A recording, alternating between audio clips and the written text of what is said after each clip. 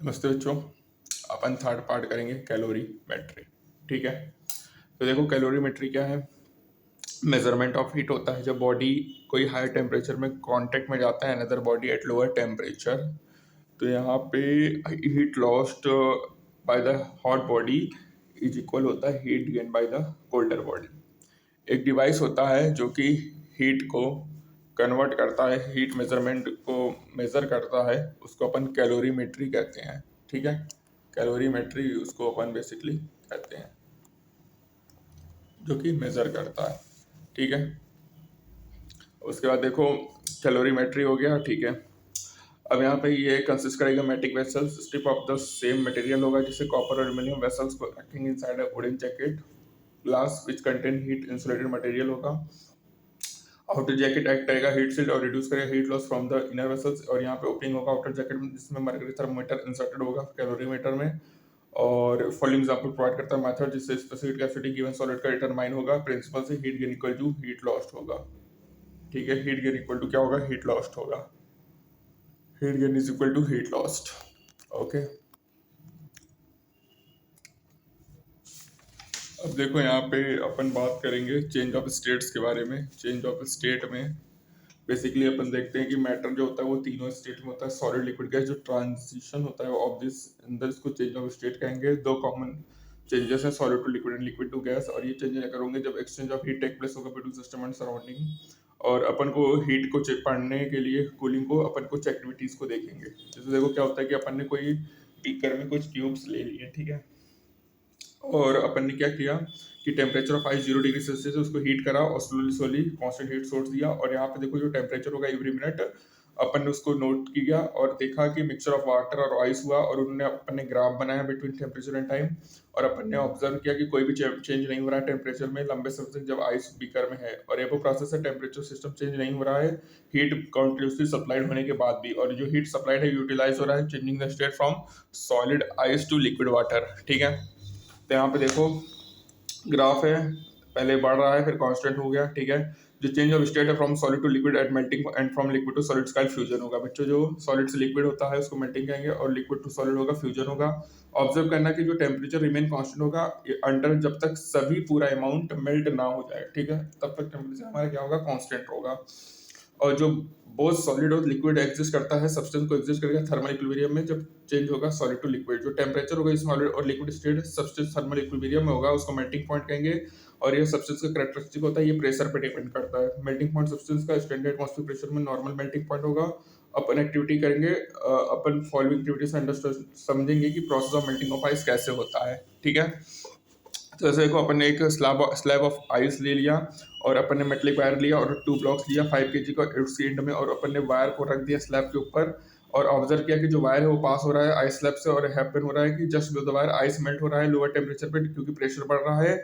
और जब wire past water एबो द वायर फ्रीजेस अगेन हो रहा है तो वायर पासेस हो रहा है स्लैब से और स्लैब स्प्लिट हो रहा है, स्प्लिट नहीं हो रहा है। और ये फिनोमिना फ्रीजिंग का रेगुलेशन कहते हैं। स्कैटिंग जो होता है पॉसिबल होता है स्नो में क्योंकि वहाँ पे फॉर्मेशन होता है वाटर बिलो द स्कैट्स। और वाटर फॉर्म होता है due to increase of pressure जो कि एक्ट करेगा लुब्रिकेंट की तरह। ठीक है बच्चों, वाटर किस तरह एक्ट करेगा, लुब्रिकेंट्स की तरह एक्ट करता है।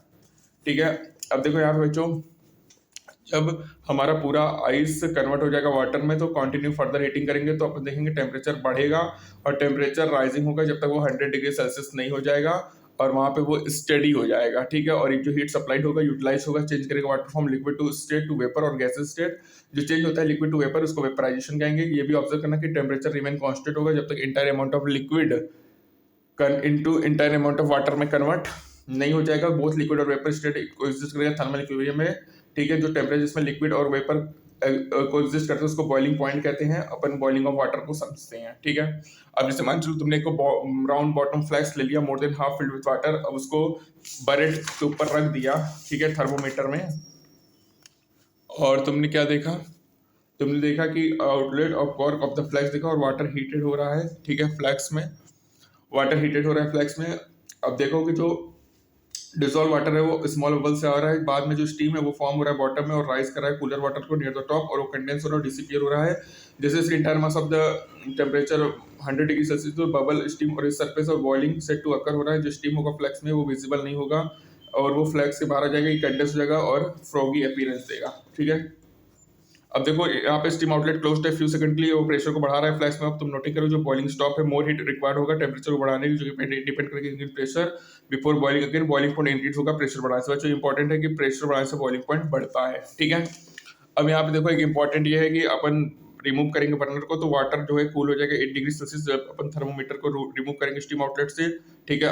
और इसको फ्लैग को टर्न करेंगे upside down on the stand, pour cold water, ice cold water flask होगा, वाटर वेपर फ्लैक्स में कंडेंस होगा और रिड्यूस करेगा प्रेशर को, वाटर सरफेस को below the flask, water begin boil again होगा और लोअर टेम्परेचर में जो बॉइलिंग पॉइंट डिक्रीज होगा प्रेशर को कम करने से।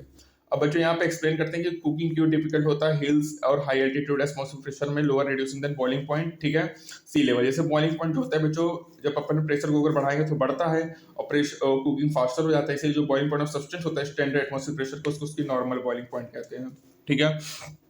अब देखो सब सब्सटेंस होता है वो पास नहीं होता है थ्री स्टेट्स में, सॉलिड लिक्विड गैस। यहाँ पे सर्टेन सब्सटेंस है जो कि नॉर्मली पास होता है सॉलिड टू वेपर, ठीक वाइस वर्सा। जो चेंज होता है solid state to vapour without passing through the liquid उसको अपन सब्लिमेशन कहते हैं, और सब्सटेंस स्टेट को सब्लाइम कहेंगे।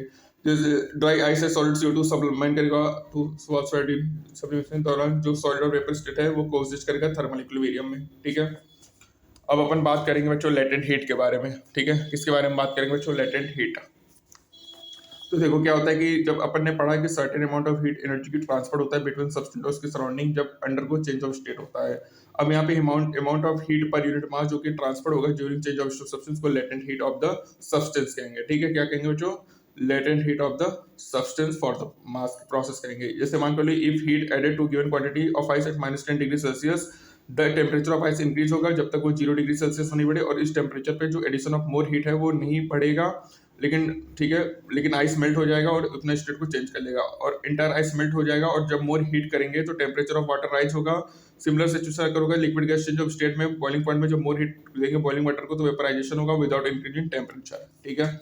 अब यहाँ पे जो हीट रिक्वायरमेंट होता है, हीट के रिक्वायरमेंट होता है बच्चों, जो चेंज स्टेट वो डिपेंड करेगा हीट ऑफ ट्रांसफॉर्मेशन को और मास ऑफ सब्सटेंस में, जो कि चेंज ऑफ स्टेट कितना हो रहा है। यदि मान के चलो मास m है, चेंज हो रहा है one state to another, quantity of heat होगा Q equal to ml, L equal to Q by m होगा, L होगा लेटेंट हीट और उसकी SI यूनिट होगा जूल केजी इनवर्स, ठीक है। जो वैल्यू ऑफ L होगा वो डिपेंड करेगा प्रेशर पे। किस पे डिपेंड करेगा? प्रेशर पे। ये डिनोटेड होता है एटमॉस्फेरिक प्रेशर, जो latent heat of solid liquid state change होगा, लेटेंट हीट ऑफ फ्यूजन होगा, और लिक्विड गैस स्टेट होगा, लेटेंट हीट ऑफ वेपराइजेशन होगा, और ये होगा heat of fusion, heat of vaporisation होगा, plot of temperature versus heat energy होगा, ठीक है। फिगर रिलेटेड सबसे फ्रीजिंग पॉइंट की टेबल 11.5 में दिया है। आइस मेल्ट हो रहा है, फेस चेंज हो रहा है, फिर लिक्विड फेस वाटर है, फिर फेस चेंज हो रहा है, फिर गैस फेस है, स्टीम है, ठीक है। तो ये हमारा वो है बच्चों। यहाँ पे इंपॉर्टेंट क्या है कि याद रखना, जब भी हीट को ऐड या रिमूव करेंगे ड्यूरिंग चेंज ऑफ स्टेट तो टेम्परेचर कांस्टेंट होगा। ये बहुत इंपॉर्टेंट बात है, इंटरेस्टिंग फैक्ट है कि जब अपन हीट ऐड या रिमूव करेंगे चेंज ऑफ स्टेट के दौरान तो टेम्परेचर रिमेन कांस्टेंट होगा। 11.2 में देखो slope of the phase line दिया है जो कि सेम नहीं है, जो कि इंडिकेट कर रहा है specific heat of the various state are not equal. Water के लिए लेटेंट ऑफ वेपराइजेशन है 3.33 × 10⁵ जूल, और इसके लिए फिर उसके बाद फ्यूजन एंड वेपराइजेशन इतना है, और जो 1 kg ऑफ आइस को मेल्ट करने के लिए 3.33 × 10⁵ जूल ऑफ हीट की रिक्वायरमेंट होती है। 1 kg वाटर को 100 डिग्री सेल्सियस जो स्टीम होगा वो कैरी करेगा 22.6 × 10⁵ kilo more heat than water at 100 degree Celsius. इसलिए बच्चों जो बर्न फ्रॉम स्टीम होता है यूजुअली मोर सीरियस होता है फ्रॉम बॉइलिंग वाटर से, ठीक है। Burn from steam is more serious than that boiling water, ठीक है बच्चों। तो यहाँ पे देखो हमारा ये कैलोरीमेट्री वाला पोर्शन वैसे निपट गया है, लेकिन यहाँ पे अपन ये इंपॉर्टेंट पॉइंट को देख ही लो कि देखो यहाँ पे जब हीट को एडेड या रिमूव करते हैं तो अपन टेम्परेचर रिमेन कांस्टेंट होगा, L equal to Q by m, Q equal to ml होगा, ठीक है बच्चों। और सॉलिड टू लिक्विड को अपन क्या कहेंगे? सॉलिड से डायरेक्ट वेपर कन्वर्ट होगा, सब्लिमेशन होगा। बॉइलिंग पॉइंट डिक्रीज, देखो प्रेशर बढ़ाने से बॉइलिंग पॉइंट बढ़ता है बच्चों, प्रेशर कम करने से बॉइलिंग पॉइंट डिक्रीज होता है, ठीक है। और बच्चों एक इंपॉर्टेंट ये है कि बॉइलिंग पॉइंट इंक्रीज होगा प्रेशर बढ़ाने से, इसीलिए कुकिंग फास्टर होता है हिली एरियाज में, ठीक है बच्चों। और ये इंपॉर्टेंट है कि बॉइलिंग पॉइंट प्रेशर बढ़ाने से बढ़ता है। उसके बाद तो मैंने तुमको ये बताया कि टेम्परेचर जिसमें अपन लिक्विड एंड वेपर स्टेट को एग्जिस्ट करते हैं उसको अपन कहते हैं बॉइलिंग पॉइंट। जो चेंज ऑफ स्टेट होगा लिक्विड टू वेपर उसको वेपराइजेशन कहेंगे बच्चों, ठीक है। और कैलोरीमेट्री का मतलब क्या होता है बच्चों? मेजरमेंट ऑफ हीट होता है, ये बता दिया। जो डिवाइस जो कि अपन यूज करते हैं कैलोरीमीटर होता है, ठीक है। ट्रांजिशन हो गया सॉलिड टू लिक्विड होगा बच्चों तो उसको मेल्टिंग कहेंगे। यदि लिक्विड टू सॉलिड होगा फ्यूजन होगा। टेम्परेचर रिमेन कांस्टेंट होता है जब तक पूरा अमाउंट सॉलिड का सब्सटेंस का मेल्ट ना हो जाए, ठीक है बच्चों। मेल्टिंग पॉइंट हो गया, मेल्टिंग पॉइंट किस पे डिपेंड करेगा? प्रेशर पे डिपेंड करेगा, ठीक है बच्चों। उसके बाद ये बच्चों इंपॉर्टेंट है कि जो स्केटिंग होता है ये पॉसिबल होता है स्नो में, क्योंकि यहाँ पे फॉर्मेशन ऑफ वाटर मॉलिक्यूल होता है बिलो द स्केट, जो कि वाटर फॉर्म होगा due to increase of pressure और रिएक्ट करेगा लुब्रिकेंट की तरह। ठीक है, तो ये हमारा थर्ड पार्ट हो गया। अब नेक्स्ट पार्ट में अपन निपटाएंगे बच्चों क्या, मोड्स ऑफ हीट ट्रांसफर। ठीक है, थैंक यू, सॉरी।